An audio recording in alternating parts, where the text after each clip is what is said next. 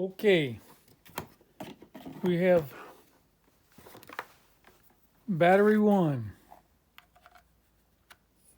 Plug it in, goes right in, charge light goes on. Battery 2, it doesn't go in, charge light doesn't go on.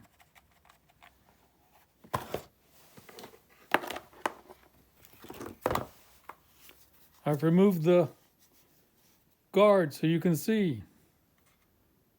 I'm testing the oiler that's not there, or I'm not testing the oiler that's not there.